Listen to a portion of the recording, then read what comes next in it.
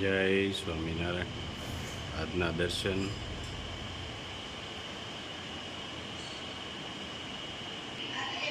જય વિઘ્ન વિનાયક દેવ, જય કષ્ટભંજન દેવ.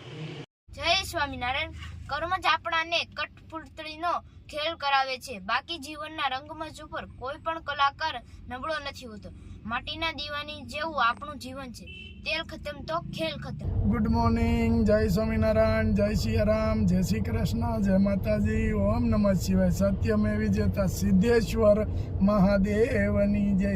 આજે સવારમાં કે થોડું કામ છે એટલે બહાર જઈએ છીએ અને લગભગ મારા ખ્યાલ પ્રમાણે સાંજ પડી જાય કે થોડા વહેલા આવી આવીએ, પણ આજનું કામ જ એ રીતનું છે એટલે કોઈની હેલ્પ માટે જવાનું છે તો હેલ્પ માટે જઈએ છીએ અને રિટર્ન પાછા ઘરે પહોંચ્યું, પણ સાંજના 8 થી 9 વાગે જય સ્વામિનારાયણ. મસ્ત કોઠીંબા આવી ગયા છે અને કટિંગ કરી નાખ્યું છે. આવી રીતના હોય એના 2 ઊભા ફાડા કરવાના.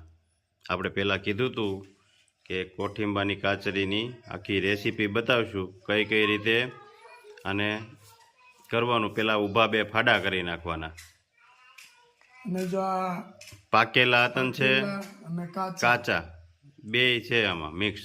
હા, જો બાઈએ મસ્ત કટિંગ કરી નાખ્યું છે. કટિંગ એક જ ઝરખા થાય. હા, પછી એની ઉપર પેલાની નિયમ પ્રમાણે કે આની ઉપર આ નમક આવી રીતે નમક નાખી જરૂર મુજબ નમક નાખી દેવાનું. જેટલું ખારું ખાતા હોય એ પ્રમાણે નાખવાનું. થોડા વધુ થાય પછી એને આવી રીતે હલાવી નાખવાનું, ભેળવી દેવાનું. નમક બધું આવી રીતે નમક ભળી જાય, થોડાક સોળાઈ જાય અને નમકનું બધું પાણી થઈ નીચે ઉતરી જાય છે.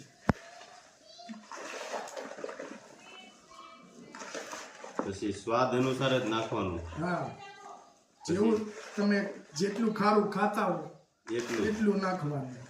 પછી બહુ ખારું થઈ જાય હા તો તમે ખાઈ ન શકો, ખવાય નહીં અને મહેનત બધી. પણ આપણે તો દર ફેરાનું છે એટલે આપણે માપનું જ હોય છે.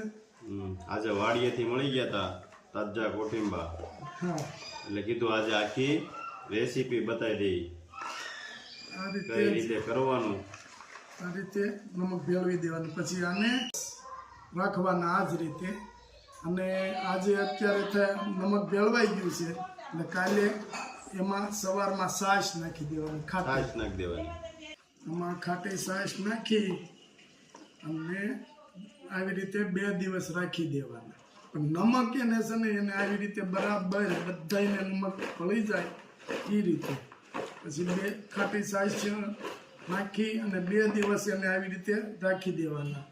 પછી 2 દિવસ પછી બહાર કાઢી પહેલાં એને આ રીતે સૂકવવાના, પછી એને આ રીતે સૂકવવાના. ઊંધા હોળા કરવા પડે એટલે જલ્દી સુકાઈ જાય. તો અત્યારે થોડોક તડકો નીકળે છે તો જલ્દી સુકાઈ જાય. આ જ રીતે આની આખી રેસીપી અને પ્રોસેસ કઈ રીતે કરવાની આ જ રીતે કરવાની. કોઠીંબડામાં મીઠું ભેળવીને 1 દિવસ રાખ્યા હતા. હવે એમાં છાશ નાખવાની છે, ખાટી છાશ. છાશમાં એને પલાળવાની છે. હવે છાશમાં પલળી જાય પછી એને કોરી કરવાની છે. કોરી કરીને પછી તડકે સૂકવવાની. જય સ્વામિનારાયણ. ભરેલા ચીભડા જે કુણા આવે ને મસ્ત નાના ચીભડા છે ને કટિંગ કરી નાખ્યું છે. અને મસાલો તૈયાર કરી દીધો છે.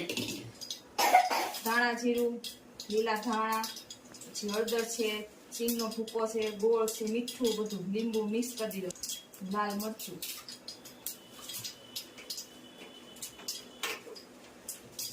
મસાલાને મિક્સ કરે છે. એ ચીભડામાં મસાલો ભરે છે. મસ્ત શાક બને. કેમ ભાઈ? હા, આપણે દર વર્ષે બનાવીએ. ચોમાસામાં આવે ને કુણા ત્યારે બનાવવાનું શાક મસ્ત બને. જો જીગણા શાકનો વઘાર ચાલુ કરી દીધો. દિવસની પારાયણ બેઠી હતી મંદિરે, તો એમાં સ્વામી એક સરસ મજાનો એક પ્રસંગ કીધો હતો કે ભક્ત એક હતો, કે ભક્ત બહુ શિવજીની ભક્તિ કરતો, અને એની ભક્તિ જોઈને ભગવાન પ્રસન્ન થયા હતા. તો ભગવાન પ્રસન્ન થયા તો શું કીધું એણે કે તું એક વરદાન માંગ. તો ભગવાને એમ કીધું કે એક શરત આપું પછી હું તને વરદાન આપું એમ.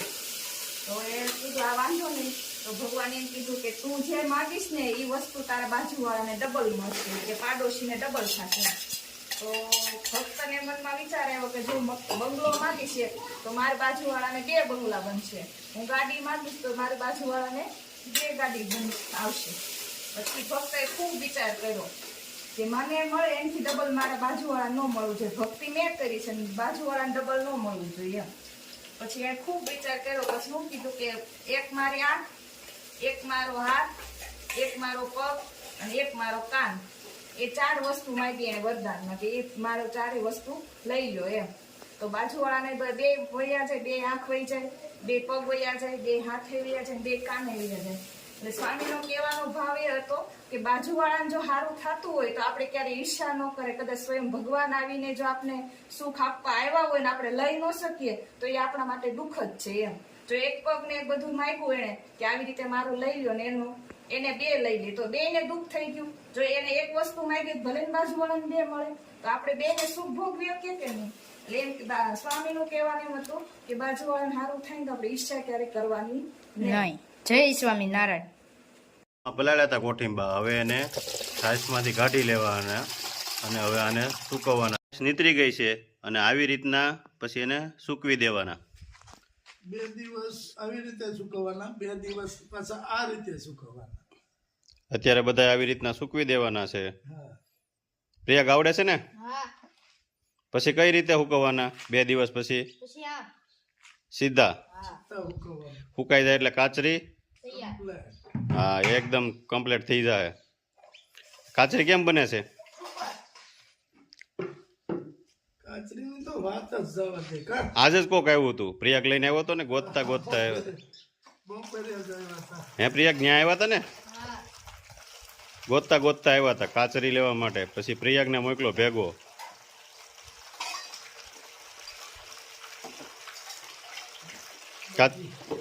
કાચરી થાય 1 નંબર. હા, આવી રીતના એને સૂકવી 2 દિવસ અને 2 દિવસ પછી સીતા કરી નાખવાના છે અને સુકાઈ જાય એટલે કાચરી તૈયાર એકદમ.